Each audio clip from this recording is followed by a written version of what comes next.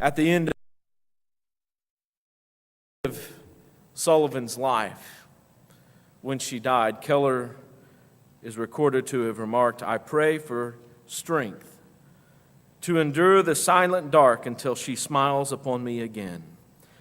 One might think that blindness is the blackest darkness that we could imagine.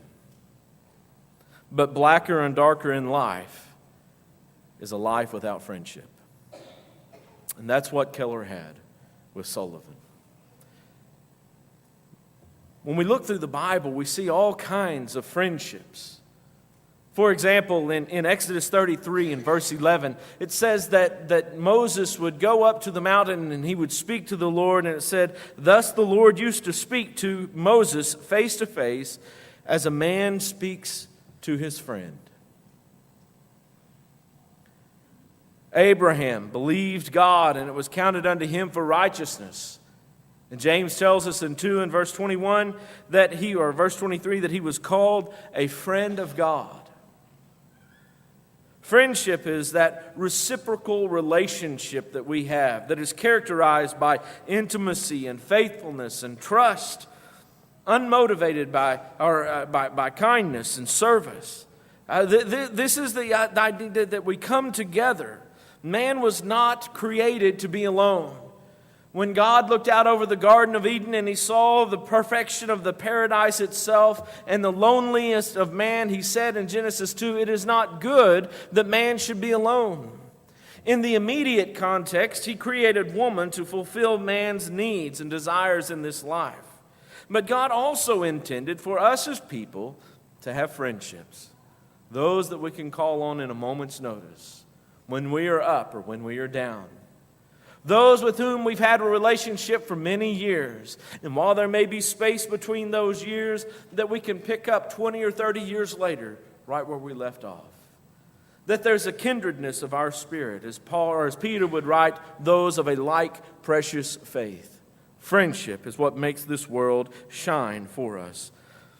When we look at the Bible, there are other examples of friendship. I think one of the first ones that probably comes to your mind, in my mind, is David and Jonathan. And here was Saul's son, Jonathan, who was friends with Saul's greatest enemy, David.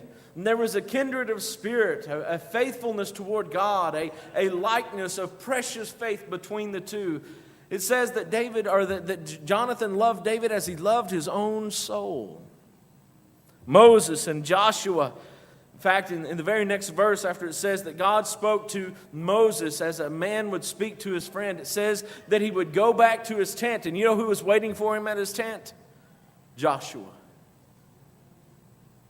This morning in our Bible class, looking at Elijah and Elisha, we see Jesus walking with his apostles, his disciples in those moments. There was a kindred of friendship. Tonight I want to look at a strong friendship that we see in the Bible and glean some of the benefits that God wants us to draw. You know, sometimes we think, well, friends, they come, they go, they don't really matter that much. But God put people in our lives to have relationships with them because friendship helps us to be better people. Friendships help us to be better Christians. If you have your Bibles, I encourage you to turn to Daniel chapter 1. Daniel chapter 1. When we look at the life of Daniel, Hananiah, Mishael, and Azariah, or better known by their Babylonian names, Shadrach, Meshach, and Abednego. Young Jews that had been captured during the fall of Jerusalem and made to serve in the king's court. Eventually, their faith in God brought them into favor with the king and sustained their lives during the darkest of times. Their friendship reveals some of the great blessings that God grants to us through our friendships today. I think one of the first ones we see in Daniel chapter 1 is that God gives friends to help in times of hardship. When the armies of Babylon sacked Jerusalem, they took the spoils of war as any army of the day would have. Anything that was valuable. In Daniel chapter 1, verses 1 through 3, it talks about the vessels of the temple which would have been the furniture and the drinking vessels, the gold and the silver, and all the things that were made of precious metals. And Nebuchadnezzar and his armies took those things from God's house, and they placed them in their own treasuries. Then it says in Daniel chapter 1 and verse 3, the king commanded Ashpenaz, his chief eunuch, to bring some of the people of Israel, both of the royal family and of nobility. So he's looking not only at the spoils and the metals and the jewels and the monetary treasures, but he also sees part of his spoils as the people that he is bringing home with him. Those who were of royalty and nobility. If a king during that age, for example, had overthrown this nation or a certain city, he would take the leading people from that city and make them serve him. Such a subservient position would show that he had conquered these other nations. It was one thing to take a slave from another nation, but to take someone of royal nobility and make them a slave, why, that was an insult of insults. And if he could take these men, these young men from the city of Jerusalem and make them serve in his palace, then certainly he could identify and show himself as the great and powerful king that he thought that he was. Daniel, Hananiah, Mishael, and Azariah were part of those spoils. As young men of nobility, they were pressed into servitude for the king. In the midst of that terror, in the midst of those dark hours, it was a blessing to have friends to help them carry the burdens. You can imagine Shadrach, Meshach, and Abednego. If they had been separated, not able to speak with one another, not able to encourage one another, not able to bear the burden with one another under which they were put, they might have broken, they might have faded, they might have lost faith. And yet, because Daniel, Shadrach, Meshach, and Abednego were allowed to stay together, they were able to strengthen themselves for those hardships. Solomon would say in Proverbs 17 and verse 17 that a friend loves at all times and a brother is born of adversity. When we see adversity and hardship, we look around for those who are willing to help us bear up under those pressures. We make friends easily with those who are facing the same adversity that we are. My wife goes each month to take her treatment for her MS. And they go to this clinic, and it's just chair after chair after chair. And people are there taking chemotherapy and radiation therapy and all sorts of therapy. And they're all facing a very common burden, a very common adversity, most of them facing cancer. And every once in a while, there's that one survivor who comes in to encourage. That says, I know where you've been. I've sat in that very chair.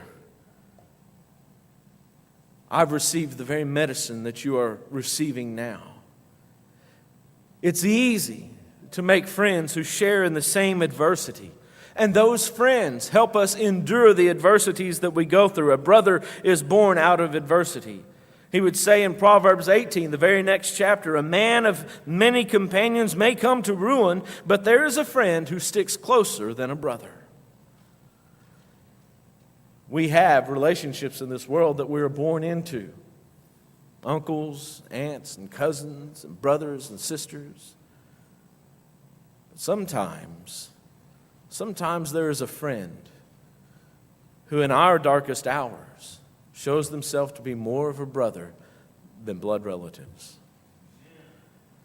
Adversity makes friendship shine. God gives us friends to help out in those adversities. As we read a little further in Daniel chapter 1, though, we see that God gives us friends to help us grow. From one place in our life to another place in our life. As part of the Jewish upper class, Daniel and his friends had good education. They had the best education that Jewish money could buy at that particular time. They had learned the histories of Israel. They had learned the history of creation. They had learned all the things that they were supposed to learn as that upper class. But then when they were captured by the Babylonians, they were forced to go to the Chaldean schools. In fact, it says that they were looking for youths without blemish, of good appearance, and skillful in all wisdom, endowed with knowledge, understanding, learning, and competent to stand in the king's palace, and to teach them the literature and the language of the Chaldeans. That's what the king wanted to see, to press them into servitude. He didn't want them to just be smart in their own cultures. He wanted them to know the culture of Babylon and the history of Babylon and the philosophies of Babylon. He wanted to be able to converse with them. He wanted them to be a part of his entourage. The smarter they were, the more congenial they were, the better he looked as a king. So the king assigned them a daily portion of food that the king would eat, and that of wine that he would drink. And they were to be educated for 3 years, and at the end of that time, they were to stand before the king. We look at those passages and we see that he is looking for someone who is able to adapt to their circumstance. Alone, Daniel, I'm sure, would have been able to adapt to a certain extent, but we see that they band together and they're able to grow even more. Growing in knowledge and understanding is easier when you have someone to do it with. For those who've been through high school or college, think about times that you've had study groups. I mean real study groups. I don't mean your buddies are coming over and playing video games. I mean real study groups where you sit down and you quiz one another with the questions from the information that is going to be on the test. To be able to identify the things that you know and the things that you need to work on. How much easier that is whenever all in the group are focused on the goal of growth and adaptation to the information that is set before them. Think back to your teenage years and think how important it was, even outside of education, just to have friends. Those to go and hang out with for just a moment. Those to escape the pressures of life itself for just a moment. And how they helped us to grow into who we are. Maybe you grew up with guys that would kid you a lot. It helped you develop a thick skin. Maybe you grew up with people who challenged you and pushed you to be your very best. Maybe you grew up with those who weren't necessarily challenging you, but they made you laugh. And they made the tough times a little bit easier because you were able to laugh. You see, friends come together and they help one another grow. And in Daniel's case, their lives depended on their ability to grow and adapt to their situation. They were servants. They would have been slaves. And because they showed superior education, because they showed better knowledge, because they showed great wisdom and the ability to learn, the king dealt kindly with them. Solomon would say it in Proverbs 27:17 that iron sharpens iron and one man sharpens another. We hone one another's skills and talents because of our friends. God put friendships on this earth to help us grow, but God also gives friends to strengthen us in order to be faithful. Look at verses 8 through 16. The practice of the Babylonians was to feed these captured youths like the kings. I think part of that was by giving them the very best foods that maybe it would break down their resolve to resist the king. Hey, he's nice to me and this food tastes good. I'm eating better than the other slaves. And so it might make them a little more convivial toward the king himself. I think also the king thought that he was eating the very best and healthiest food possible. And so by giving that to his star servants, then they would also have that healthy demeanor or healthy body as well, just like the king. But when they offered that diet to Daniel and Meshach and now I got the other. How come I can't remember his name? Shadrach, Meshach, and Abednego. When he offered it to them, they refused. In fact, it says in Daniel 1 and verse 8 that Daniel resolved that he would not defile himself with the king's food or with the wine that they drank. Therefore, he asked the chief of the eunuchs to allow him not to defile himself. Don't make me eat the king's food.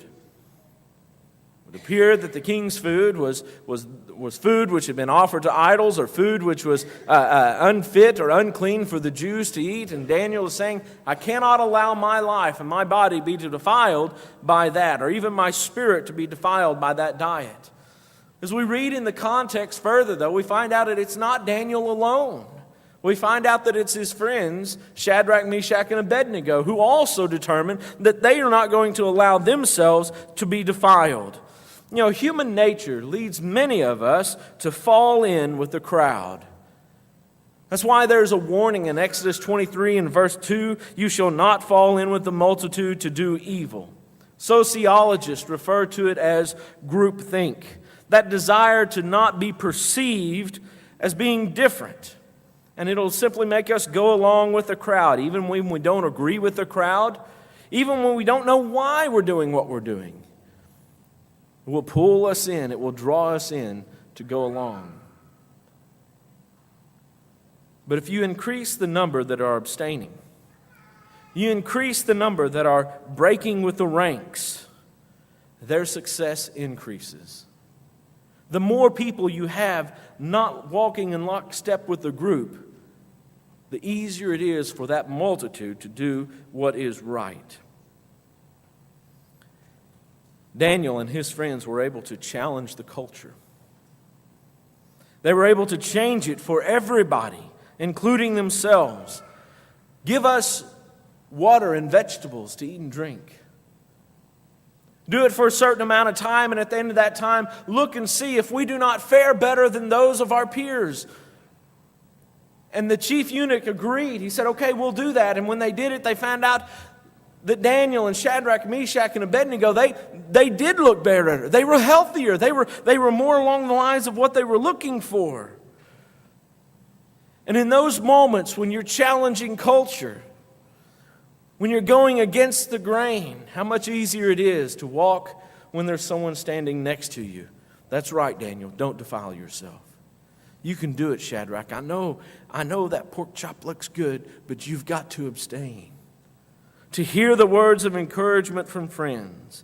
Later, when Shadrach, Meshach, and Abednego are threatened for not bowing down to the false idol of the king Nebuchadnezzar, they stood toe to toe in defiance to the king's command. The king saying, "Didn't I tell you you had to bow when you saw the idol?" And they said, "Oh, Nebuchadnezzar, we have no need to answer you in this matter. If this be so, our God whom we serve is able to deliver us from the burning fiery furnace, and he will deliver us out of your hand, O king. But if not, if God chooses not to step in this moment, be it known to you, O king, that we will not serve your gods or worship the golden image that you have set up." Daniel 3, verses 16 through 18. There's strength in numbers. Two are better than one, because they have a good reward for their toil. For if they fall, one will lift up his fellow. But woe to him who is alone when he falls, and does not have another to lift him up. Again, if two lie together, they keep warm. But how can one keep warm alone? And though a man might prevail against one who is alone, two will withstand him. A threefold cord is not quickly broken. Ecclesiastes 4, 9 through 12. What's he saying? He's saying there is strength in our numbers. The friendships that we have in this life, God gives them to us to help strengthen us. Not just against adversity, but against life itself. When one stumbles, the other picks him up. Today I may stumble, tomorrow you may stumble. But together we'll make the journey. God gives us friends to make us stronger. And then finally, the one that I see at the end of the chapter is that God gives us friends to share in triumphs. After proving their way was better, Daniel and his friends received great reward. They were smarter and stronger and more comely than any of the other slaves from any other nation. It says in verse 19 that the king spoke with them, and among all of them none was found like Daniel, Hananiah, Mishael, and Azariah. Therefore they stood before the king, and in every matter of wisdom and understanding about which the king inquired of them, he found them 10 times better than all the magicians and enchanters that were in all his kingdom. They were promoted. They were promoted to the highest level. By the end of the book, they're about second in command only to the king himself. You know, it is said that it's lonely at the top. Several years ago, I read an article about the friendship between Tiger Woods and Roger Federer.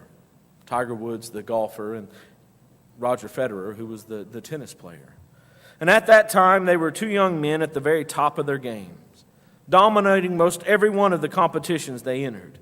And though they were from different backgrounds and different countries and played different sports, there was a common attraction between them because of their success. The success that alienated them from peers in their own sports, that had alienated them from even kids that they had grown up with because they were seeking to take part in the fame. It was as if they were at the top of two grand mountains.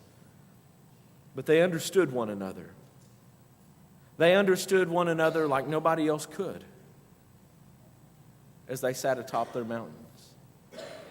And that struck up a friendship between them. Success is sweeter when there is someone to share it with. Others who have faced similar trials that have been delivered.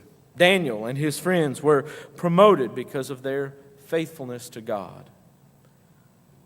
Look around you.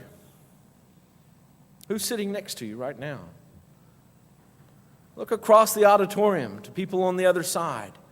Look at this crowd. These are the ones who are going to be sharing heaven with you. These are the ones that you will have the greatest victory with. These are the ones who will strengthen you and help you grow and assist you in the moments of adversity. These are our friends. This is our family. With friends playing such a vital role in our lives, in our faithfulness. It's no wonder Paul would say, "Do not be deceived. Bad company ruins good morals." 1 Corinthians 15:33. Look at the impact that your friends have on you. Our success as Christians will be greatly impacted by the friends and the company that we keep. Are your friends striving toward heaven, or are they pulling you back into earth? Those are questions that you've got to ask. How do we make good friends? And you'd say, well, we've got to be good friends. We've got to be good friends to others, and that's how we will make friends. Don't be content befriending people of the world who struggle with the flesh. What I mean by that is I'm not telling you don't make friends with people of the world. I'm saying when you make friends with them, don't be content to leave them there. Don't just say, well, they're going to be lost, but I'm going to be saved. Oh, well, and go on. Be a good friend. That means that as they struggle with the flesh, you show an example of righteousness. When they're using bad language, you show what clean language is. When they're telling crude jokes, you tell clean jokes. You set the example of righteousness, as Jesus would say in John 15:14, "You're my friends if you keep my commandments." If we are friends first with Christ, and then we reach out to those who are in the world, who are already corrupted by good morals, we are going to be their pipeline to salvation. Unless we say, well, I'm content to let them be lost. We need to teach them ways of righteousness. You know, there is no better mark of true friendship than teaching someone the gospel. Not sinking to the depths of depravity in their level. Not that you walk around your friends saying, I'm just better than you. But that you set the example of righteousness so that they can come out of the sin and the iniquity that they have. And then once they're part of the church, encourage them. Encourage them to grow. Encourage them to stay faithful with you. Endure the hardship with you so that ultimately they can share in the victory that we are promised. That's how we make friends with God. When we are reaching out and we're changing people's lives for the better by our influence, we are not just friends with those people, but we are friends with God. Tonight, are you one of God's friends? Working side by side with Him to change the world. Think about that. Can God change the world? Yes. How is He going to do it? He's going to do it through me. He's going to do it through you. And as we look across this auditorium, these are the ones that are going to change Corsicana. And maybe you're not on board with that yet. Maybe you're holding back. Tonight, if you're on the outside looking in, if you've been separated, if you have backslidden, if you're just feeling yourself weaker than what you used to be, understand this. God wants you here. This entire group wants you here and stronger.